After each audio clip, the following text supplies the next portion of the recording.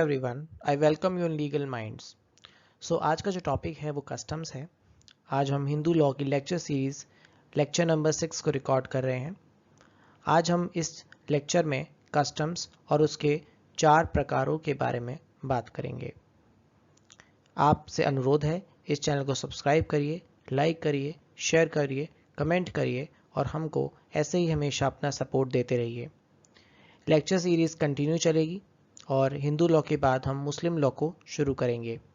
Hindu law में इसके बाद हम हिंदू मैरिज एक्ट को डिटेल में कवर करेंगे और उसके बाद जहाँ पे भी ज़रूरत होगी हम हिंदू अडॉप्शन एंड मेंटेनेंस को भी कवर करेंगे और इससे भी संबंधित जो भी और हिंदू लॉ से संबंधित एक्ट्स हैं उनको ब्रीफ में डिस्कस करेंगे जो कि आपके लिए इम्पॉर्टेंट होंगे। हम पूरा लेक्चर कंप्लीट करेंगे सीरीज़ का, उसके बाद ही हम मुस्लिम लॉ के ऊपर आगे चलेंगे। चलिए इसी के साथ इस लेक्चर को स्टार्ट करते हैं। नाउ जो कस्टम है वो एक बहुत ही इम्पॉर्टेंट जो सोर्स है वो हिंदू लॉ का है। हमने सोर्सेज ऑफ हिंदू लॉ पे वीडियो बनाई है, आप उसको भी देख सकते हैं। उसके बाद आप इस वीडियो को देखिएगा कस्टम्स को।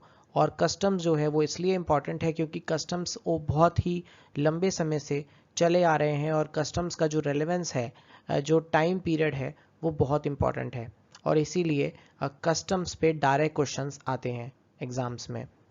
दूसरा ये है कि जो कस्टम्स या टेक्स्ट कभी भी किसी के बीच में कोई कॉन्फ्लिक्ट होता है, कोई भी मतभेद होता है, कहीं पे भी डाउट होता है, तो वहाँ पे हम कस्टम्स प्रिवेल करता है क्योंकि कस्टम्स काफ़ी टाइम से चले आ रहे हैं और इसलिए हम उसको ज़्यादा इम्पोर्टेंस, ज़्यादा वैल्यू देते हैं।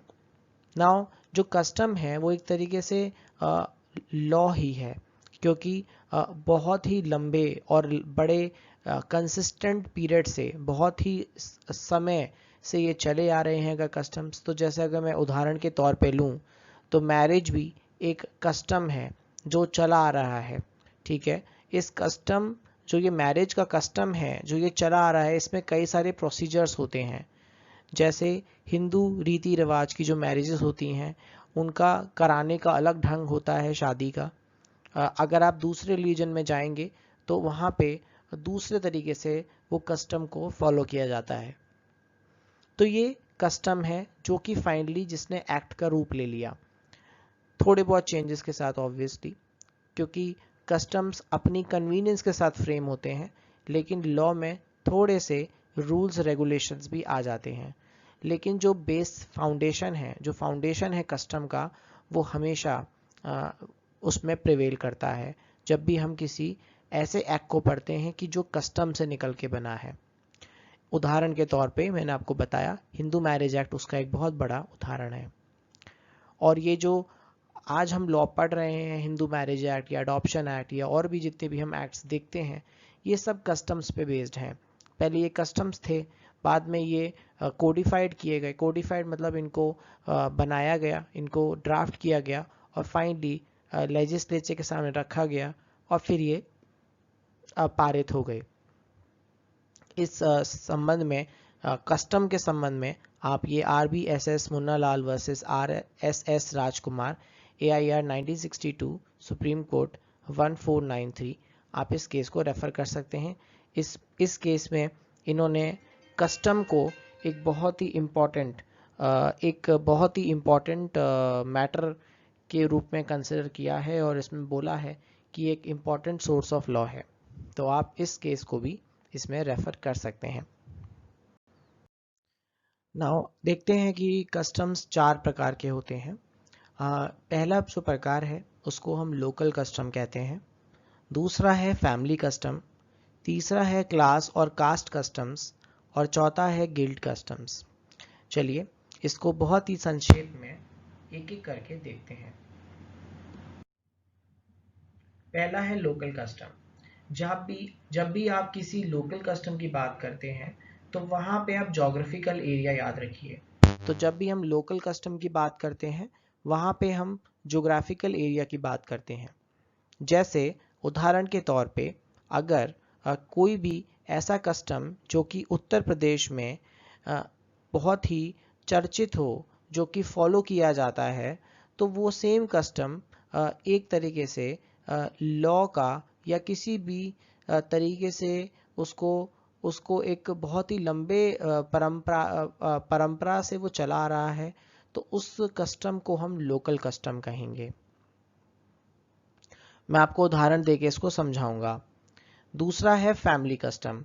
जैसे कोई भी कस्टम बहुत ही लंबे टाइम से कोई फैमिली बहुत ही लंबे समय से इसको फॉलो कर रही है, जहाँ पे भी वो रहती हैं। जैसे आपने देखा होगा कुछ फैमिलीज ऐसी होती हैं जिनके यहाँ पे फैमिली कस्टम्स होते हैं, जैसे कि उनके यहाँ पे डिफरेंट तरीके के जो जो भी हिंदू रीति रिवाज हैं उनमें शादी करने के जो प्रोसीजर्स होते हैं वो अलग होते हैं। ठीक है, वो उन प्रोसीजर्स को फॉलो करते हैं और उसको बहुत ही रिलीजियसली फॉलो करते हैं, बड़े सीरियसनेस के साथ फॉलो करते हैं, तो वो उनका एक फैमिली कस्टम है, फैमिली कस्टम है। ठीक है, जैसे उदाहरण के तौर पे अगर मान लीजिए कि कोई पर्सन ए है, वो ए पर्सन जो है वो पंजाबी है, he is a Punjabi family. ठीक है, वो पंजाबी फैमिली है, तो उनका जो रीति रिवाज हैं वो अलग हैं। ठीक है, थोड़े से भिन्न होते हैं, मैं ये नहीं कहूँगा कि बिल्कुल अलग होते हैं, लेकिन थोड़े से अलग होते हैं। कुछ एक दो त्योहार ऐसे होते हैं जो वो बहुत ही उसमें वो उनके कस्टम्स का बहुत बड़ा रोल होता है। तो ये सिर्फ उदाहरण है, ऐसे आप कई और उदाहरण अपने मन में सोच सकते हैं जहाँ पे फैमिली अपने कस्टम्स को फॉलो करती है। उसी तरह से जब हम लोकल कस्टम्स की बात करते हैं तो कुछ एरियाज ऐसे हैं, जोग्राफिकल एरिया, जैसे फॉर एग्जांपल नॉर्थ ईस्ट है। नॉर्थ ईस्ट मान लीजिए कोई पर्सन ए है, वो नॉर्थ ईस्ट से बिलोंग करता है, तो वो नॉर्थ ईस्ट पर्सन जो है ए, उसके जो कस्टम्स होंगे वो सेंट्रल इंडिया से बहुत अलग होंगे। ठीक है, तो जिस तरह से उनकी यहाँ शादियाँ होती हैं, जिस तरह से उनके यहाँ रिलीजियस फेस्टिवल्स होते हैं, या जिस तरह से साउथ में ओनम होता है और भी अलग अलग फेस्टिवल्स होते हैं, तो वहाँ पे जो कस्टम्स हैं वो जैसे जैसे एरिया बदलता है, जोग्राफिकल एरिया, वैसे वैसे कस्टम्स भी बदल जाते हैं। तो ये बहुत ज़रूरी है। आप इन एग्जाम्पल्स को कोरिलेट करके देखिए कि एक पर्सन नॉर्थ ईस्ट जो है उसके यहाँ अलग तरीके से शादियाँ होती हैं, नॉर्थ इंडियन फैमिली में अलग तरीके से शादियाँ होती हैं। ठीक है, साउथ इंडिया में अलग तरीके से शादियाँ होती हैं, और बंगाली बंगाल की तरफ, वेस्ट बंगाल की तरफ और उस एरिया की तरफ अलग तरीके से शादी होती है। गुजरात की तरफ अलग तरीके से शादियाँ होती हैं। होती तो एक ही है सब, ठीक है, होता तो सबके साथ सब आते तो सब हिंदू मैरिज एक्ट में ही है, अगर वो हिंदू रीति रिवाज से हो रही है, अगर वो उस डेफिनेशन में फॉल कर रहे हैं, लेकिन उनके कस्टम्स अलग अलग होते हैं। ठीक है, उनके जो स्टेजेस होती हैं शादियों में वो अलग अलग होती हैं। मोरलेस होती सब सेम ही है, फाइनल रिजल्ट सेम ही होता है, लेकिन just a matter of their practice. वो प्रैक्टिस या तो लोकल कस्टम से इन्फ्लुएंस होते हैं, कई बार वो कस्टम्स फैमिली कस्टम से इन्फ्लुएंस होते हैं, कई बार वो उनकी कास्ट से कंसर्न होते हैं, जैसे मैंने आपको बताया पंजाबी। ठीक है, तो ये कास्ट का एग्जाम्पल था। ठीक है, तो ऐसे ही लोकल कस्टम में नॉर्थ ईस्ट का एग्जाम्पल फिट बैठेगा। ठीक है, नॉर्थ ईस्ट का या साउथ इंडियन का। ठीक है, फैमिली कस्टम्स में भी आप किसी भी पर्टिकुलर एग्जाम्पल को उसमें फिट कर सकते हैं जहाँ पे कोई फैमिली अपने खुद के कस्टम्स उन्होंने बनाए हुए हैं और उनको वो बहुत ही सीरियसनेस के साथ उसको फॉलो करते हैं, और वो जहाँ भी जाते हैं वो उसको फॉलो करते हैं। और फोर्थ है गिल्ड कस्टम, जहाँ पे वो ट्रेडर्स के द्वारा फॉलो किया जाता है। ठीक है जी, तो इसमें हमने देख लिया ये वाला पॉइंट, क्लास और कास्ट कस्टम। जो भी एक पर्टिकुलर कास्ट या पर्टिकुलर कम्युनिटी जिस तरीके से अपने रीति रिवाजों से जो भी कार्य है उसको संपन्न करती है, तो उसको हम क्लास या कास्ट कस्टम बोलते हैं। और गिल्ड कस्टम जो होता है वो जनरली ट्रेडर्स के द्वारा फॉलो किया जाता है। ठीक है, तो यहाँ पे आपने 4 क्लासेस देखी, पहली लोकल कस्टम, दूसरी फैमिली कस्टम, तीसरी कास्ट और क्लास कस्टम्स और फोर्थ गिल्ड कस्टम्स। अब एक चीज़ इम्पॉर्टेंट है जो कि कई बार एग्जाम में पूछी जाती है कि जब भी हम प्रूफ ऑफ कस्टम की बात करते हैं कि बर्डन ऑफ प्रूफ किसके ऊपर होता है, कस्टम से संबंधित अगर हम बात करें तो उसको एक बार हम देख लेते हैं।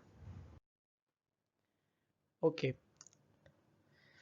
So let us discuss the proof of customs. So the burden is always, जो बर्डन होता है कस्टम्स का वो हमेशा जो होता है, जो पर्सन एलेज करता है, एलेज मीन्स कि जो पर्सन बोलता है कि ये कस्टम है, ये कस्टम है, इसे फॉलो करिए, तो उसके ऊपर ये बर्डन होता है प्रूव करने का कि ये कस्टम टाइम इमेमोरियल है। टाइम इमेमोरियल मतलब कि ये कई टाइम से काफ़ी समय से, काफ़ी वर्षों के साथ ये चला आ रहा है, काफ़ी टाइम से चला आ रहा है, तो बर्डन उसके ऊपर होता है। आप अपनी डिटेल्ड उसके लिए नॉलेज के लिए आप प्रकाश वर्सेस परमेश्वरी का केस भी देख सकते हैं। इसमें कोर्ट ने ये डिसाइड किया था कि जो कस्टम्स हैं उसका जो बर्डन ऑफ प्रूफ होगा उस पर्सन पे होगा जो इसको एलेज करता है। तो इतना ही हमको इसमें डिस्कस करना था। कस्टम्स देखा हमने, टाइप्स ऑफ कस्टम्स देखे और प्रूफ ऑफ कस्टम्स किसके ऊपर होता है ये देखा। Thank you everyone for watching this lecture. हम इस लेक्चर को कंटिन्यू रखेंगे नेक्स्ट वीक में, और हफ्ते में 1 या 2 लेक्चर इसके आया करेंगे ज़रूर। हमने कंसिस्टेंसी के लिए अब properly and in advance recording करना शुरू कर दिया है, टाइम को ध्यान में रखते हुए।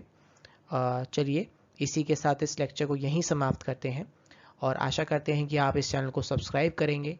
अगर आप इसको पहली बार सुन रहे हैं, इसको लाइक करेंगे, शेयर करेंगे, कमेंट करेंगे और ज़्यादा से ज़्यादा लोगों को इस चैनल के बारे में बताएंगे। इस चैनल पे जो भी चीज़ें दिखाई जा रही हैं, जो भी आप देख रहे हैं, ये सब कुछ हमने खुद डिज़ाइन किया है। हमने कहीं से भी इसको कॉपी नहीं किया है। ये सब कुछ आपके बेयर एक्ट से, आपके टेक्स्ट बुक से, जो भी रेलेवेंट टेक्स्ट बुक्स हैं उससे लिया गया है। आशा करता हूँ कि आपको ये लेक्चर्स पसंद आ रहे होंगे। आप हमारे साथ जुड़े रहिए। Thank you so much again. आपका बहुत बहुत धन्यवाद।